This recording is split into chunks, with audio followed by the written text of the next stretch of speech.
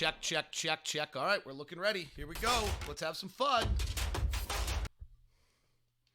It is Locked On Jazz for the 23rd of January. The Jazz continue to roll. It's 18 of 20. It's 13 of 14. The Jazz are simply the best team in the NBA right now. We'll talk about it. We'll take your questions. We'll do it all. It's Locked On Live for Locked On Jazz. Pow! How are you? I'm David Locke, radio voice of the Utah Jazz, Jazz NBA insider. This is Locked On Jazz, your daily podcast on the Utah Jazz, giving you insight, expertise, geeky numbers, and making it a whole lot better. Hopefully making it a whole lot better every day to be a Utah Jazz fan. And that is a fun thing to be right now, is a Utah Jazz fan. No question asked about that. We will pump into the phone line or the listener lines and get your comments. We are live today on Locked On Live. So if you're listening on the regular podcast and it sounds a little different, that's because we are live today on Instagram at DLock09.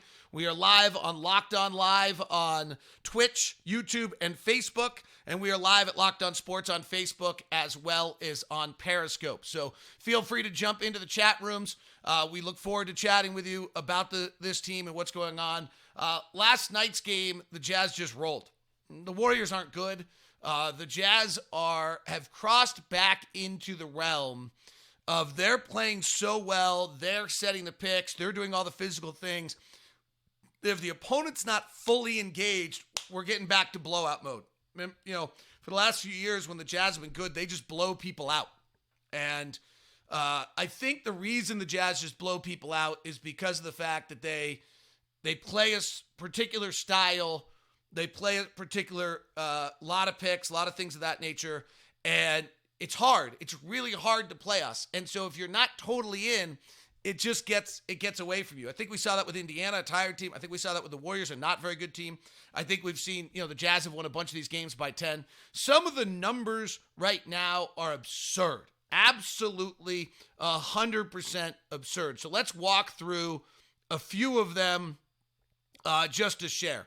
So if we take the last 20 games of the season, which is kind of nice that we can just go grab that 20-game number because it eliminates Oklahoma City. So it's a little bit of a misleading number. But if you go take us from the 10th of December, when is the day after we get blown out by OKC, to today, we're 18-2. This is a little self-serving.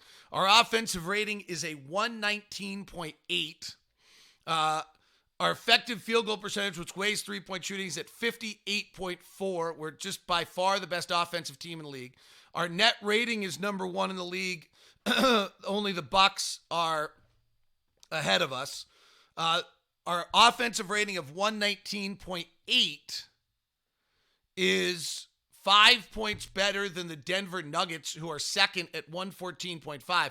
And this is what's going to be interesting coming up. We play Denver twice. We play Dallas twice. We play the Spurs, I think, once or twice. We play the Rockets twice. They're all top 10 offensive teams that might be able to match us. And are we going to be able to maintain the offensive prowess we have right now if we start taking the ball out of the net instead of getting it off misses? Because we have been just brilliant off of misses. Our defense in this time period is the fifth best in the league, and we have not played a collection of great teams. That is certainly true, but the level by which the Jazz are blowing people out is extreme. In that time period, the Jazz are 5 points better than the rest of the league. The Denver Nuggets are 5 points better as the second team in the NBA than the 16th offense in the league. That's actually a real phone, believe it or not, that's ringing in the background. You go to the last 14 games since Jordan Clarkson joined the Jazz, and we had the earthquake in Miami. One note on this is I do agree with the critics who say, okay, we haven't played, we've only played two teams who are above 500, and that's a little unusual. This is also now 17% of the season. Right now, for 17% of the season, and the only 17% of the season that we've had, the Jazz offensive rating is a 122.6. The next closest is Denver again at 116.1, as is Dallas, and San Antonio's right there. So we get right back into this game of the Jazz playing with the top level offensive teams in the league. And again, into this question of whether or not taking the ball out of the basket is going to actually be the one thing that slows our offense down. We have been amazing, absolutely amazing with when we're taking the ball off a defensive rebound. I'm getting a phone call right now. I'm trying to figure out what to do about it. There we go. I think I just dealt with it. I kind of almost answered it. After defensive rebounds for the year, we are 1.14 points per possession. Since the addition of Jordan Clarkson, and we are 1.33 points per possession. That's not sustainable. That's an incredible number. 1.33 points per possession off defensive rebounds since the addition of Jordan Clarkson is a mind-blowing number to try to understand and see what the Jazz are doing. That's the one that will slow down. So as we play these upcoming games against better offensive teams, and we now take the ball out of the net, and our offensive rating is 1.14, does that bring us back a little bit? That's the question I think everyone's wondering about in regards to like what's sustainable, what's not. The offensive rating comes back to the pack a little bit, I think, when we play Denver, Dallas, San Antonio, who can score. Our effective field goal percentage is 59.1. That's excessively high. But you start digging into individual team player performances, and it seems a little less crazy. So, for example, last 14 games, who's vastly overachieving? Okay, Donovan's pretty good. He's at 50% from the field and 40% from three. That comes down a tiny bit. But frankly, he's not getting the most difficult shots. Bojan's at 47-35. That's just who he is. Rudy's at 70% from the field. That's just who he is. With Derek Favors not on the floor, that's what he was last year. Jordan Clarkson's at 46% and 33% from three. He's not unbelievable. Joe Ingles is at 50% from the field and 49% from three. That's a little high. That's going to come down a tiny bit. But there is an element where, like, Joe might be starting to get some good looks. Mike Conley is at 52% for the field and 30% from three. He's not in his realm right now. George Niang's at 48% from the field and 48% from three. That comes down a little bit. I don't think he's the best three-point shooter in the NBA, so that comes down a tiny bit. Royce O'Neal's at 49% and 43% from three. So we've got a few guys that are up a little bit. We're rolling. We're playing really well. The element is going. Oh my gosh, Joe Ingles just popped on live and says, no one cares and I should get a haircut. Thank you, Joe. Joe might disagree with me that 49% from three would be dropping down. I did not realize that Joe had jumped on Instagram Live. Locked out of the practice facility, and Joe is so bored that he jumped on our Instagram Live tonight.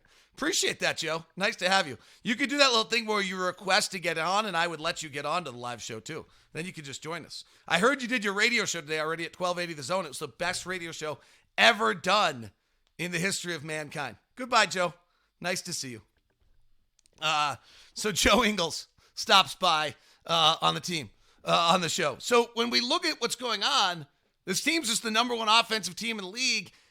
And while there are minor little pieces, like Joe, for example, at 49, and maybe he's 43, and George Niang's at 48, and maybe he's at 42, there are not drastic items here that are major outliers to what's taking place. That's what's the most incredible thing to me of what is taking place with this team, is that there is not this overwhelming aspect of like, wow, these five guys are playing so far over their head and there's no way this can be maintained. I actually look at it and say, it's go. The one scenario is if we start taking the ball out of the basket more, we lose that. Right now, they're getting into their offense quickly. Their teams are on their heels, and if you're on your heels and they start moving it, the shot quality the Jazz are getting is unreal. Absolutely unreal. All right, let's take a bunch of your questions, and the rest. Today's show is brought to you by our friends over at Intercap Lending. Intercap Lending is Steve Carter, your personal loan person.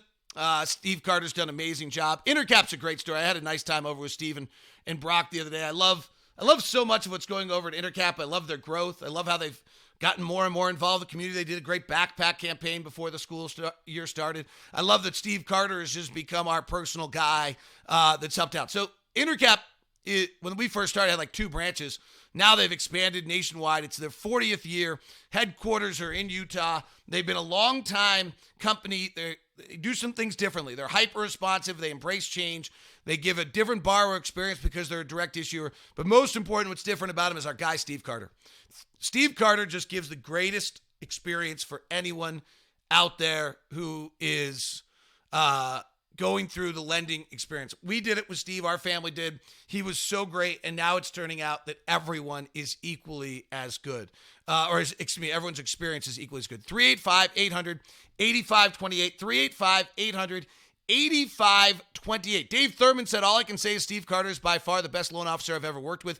That is saying something because I've done my fair share of loans in my lifetime. He's responsive and just down-to-earth person to work with, which is rare.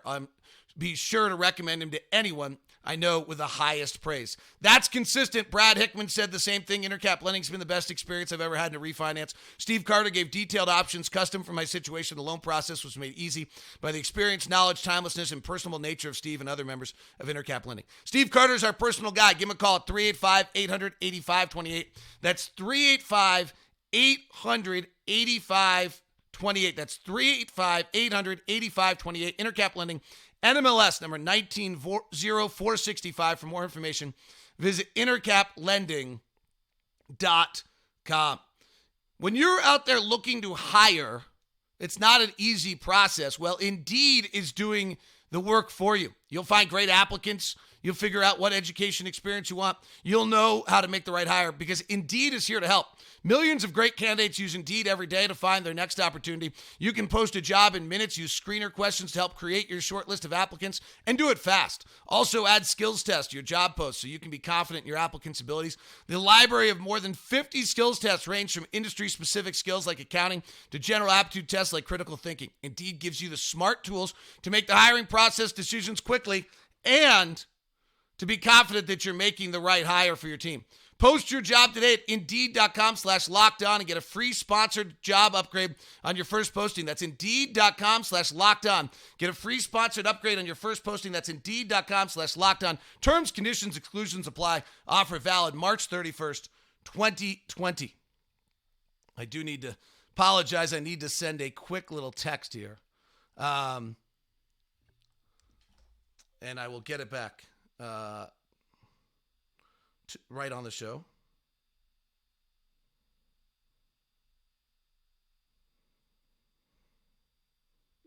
All right. There is our Instagram Live. Let's get to your questions. Thanks for joining the show. Super appreciate it.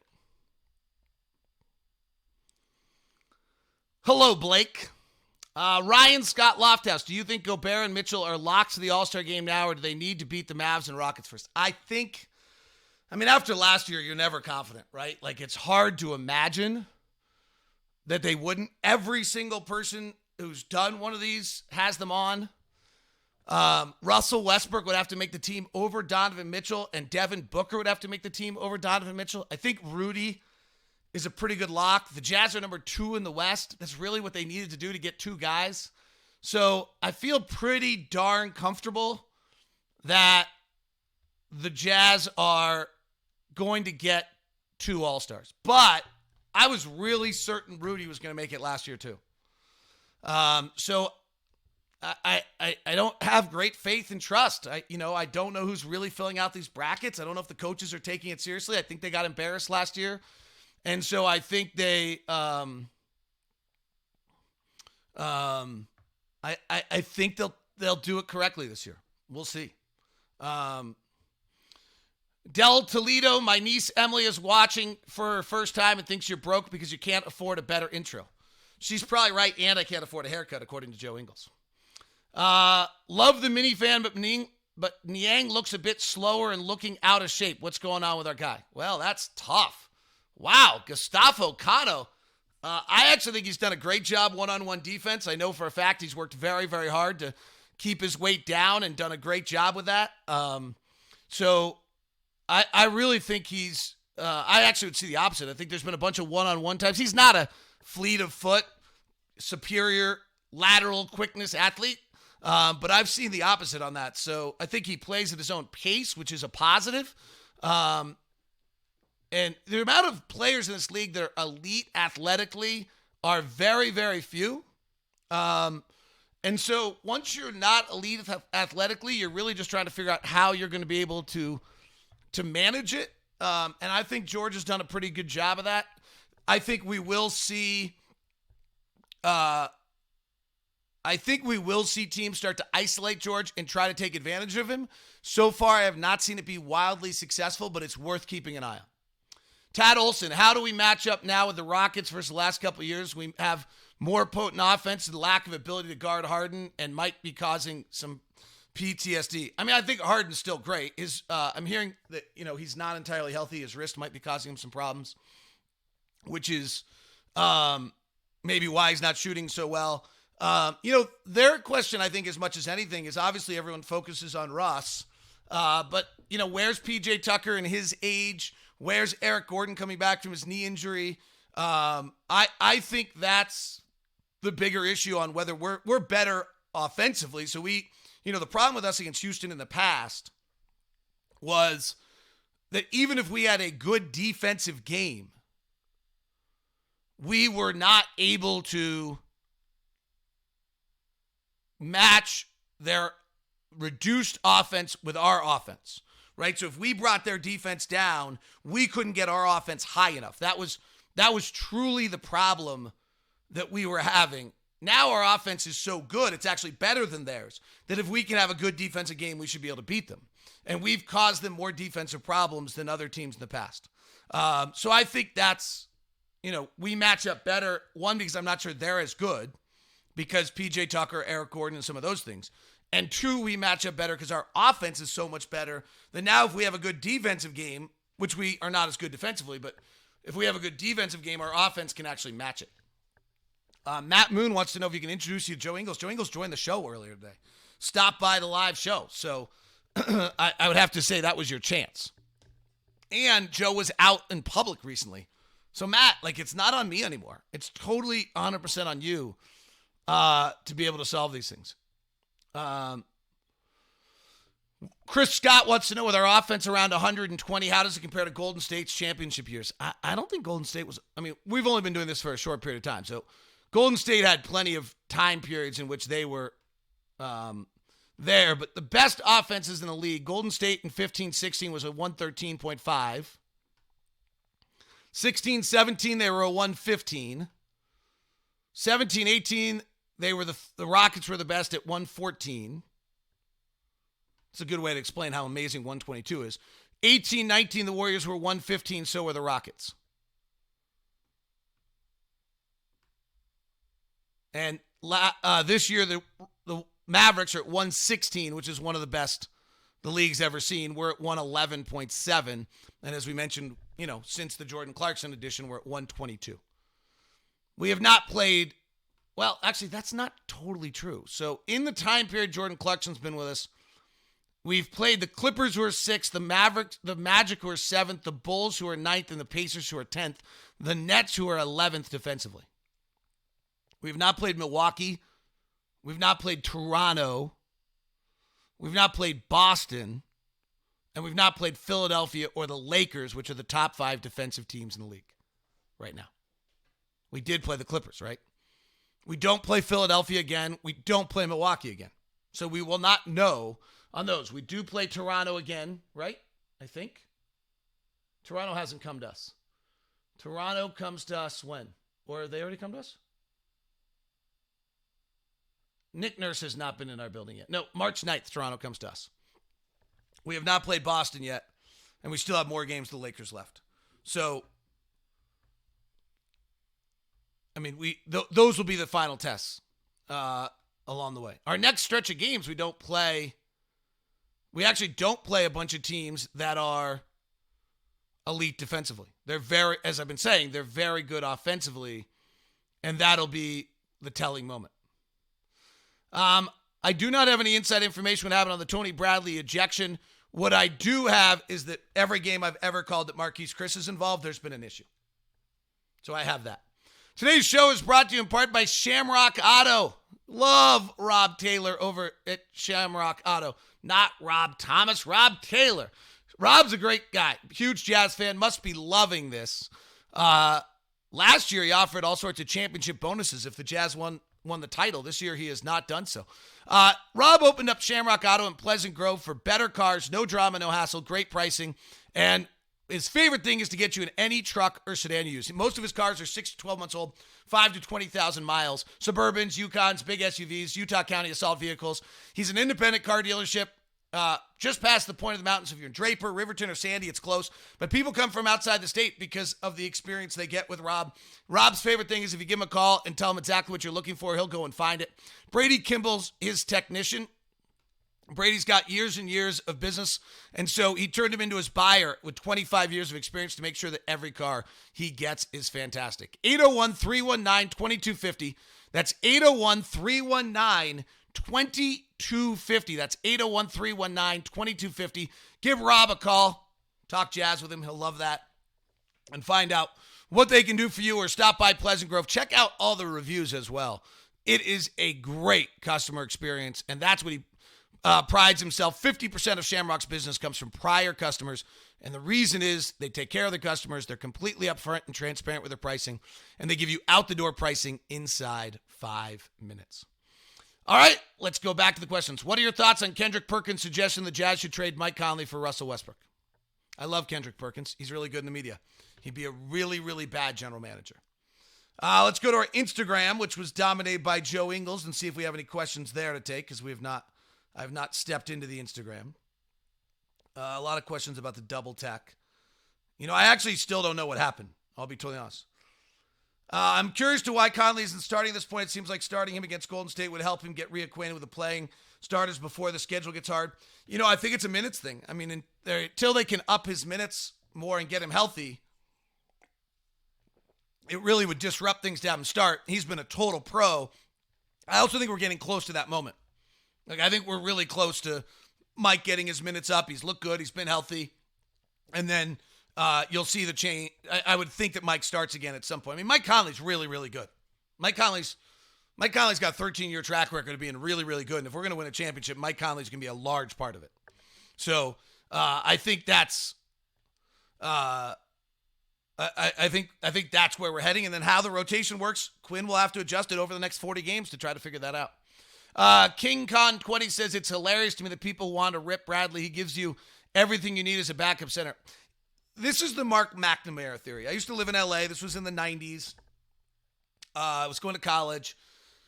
There was a backup center for the Lakers named Mark McNamara. He played at Cal. You've never heard him before. He's not the guy who started IMG. And everyone was talking about him. Like, oh my gosh, what are we going to do about Mark McNamara? Da-da-da. Okay, they had Kareem. They had James Worthy. They had Magic. They had Michael Cooper. They had probably Jamal Wilkes. I don't know. They had everybody. Like, when you're worrying about Mark McNamara, you're great. Right? So when your biggest concern is whether Emmanuel Mudiay will maintain his rhythm as your 10th guy, and whether your 9th guy or 12th guy or 14th guy is good enough, you're great. So when the fact that we're worrying about Tony Bradley is a sign that we're great. That's all you need to know.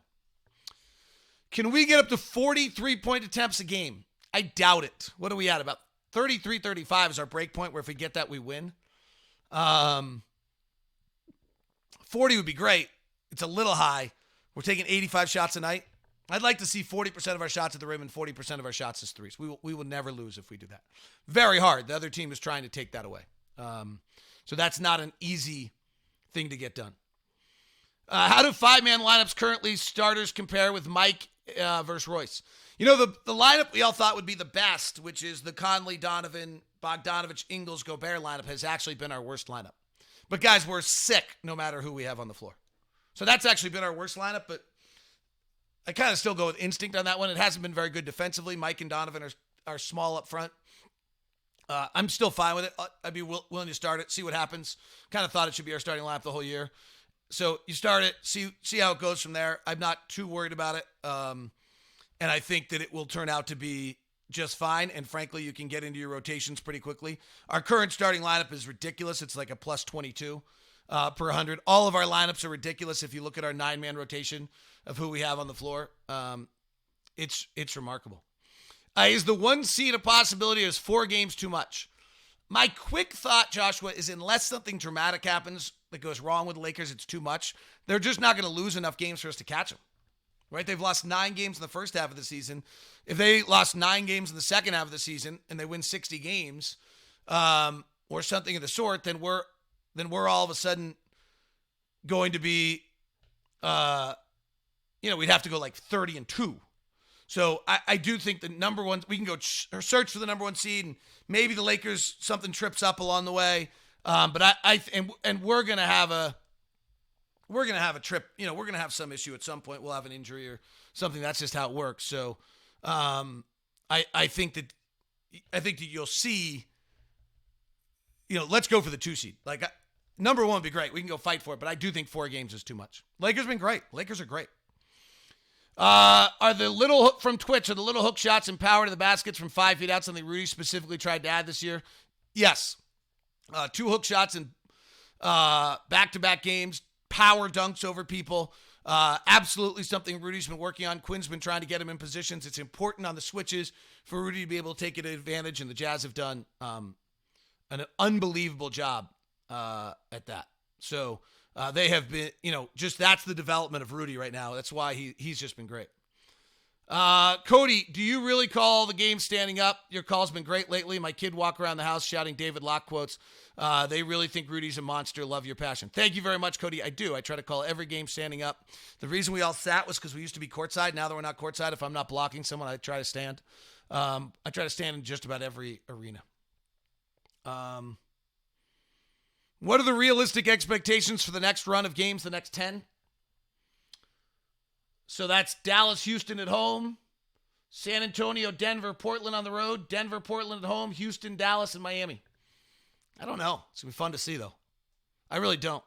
It's going to be really, really, really fun to see what we can do in the next 10 games.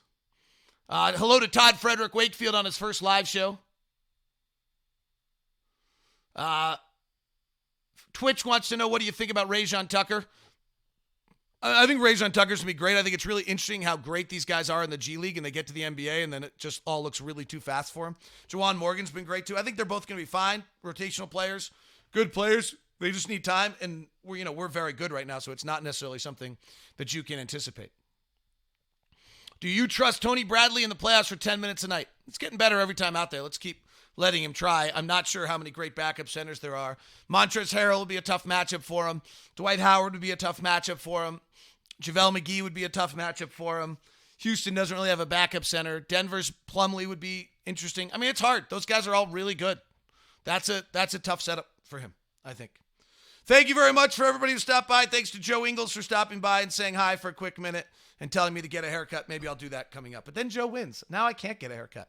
Have a great one. Thanks for tuning in. It's Thursday. Locked on NBA with Ben Golliver. He was at the Zion debut. So right now, tell your smart device to play podcast Locked, most recent episode of podcast Locked on NBA. Have a good one.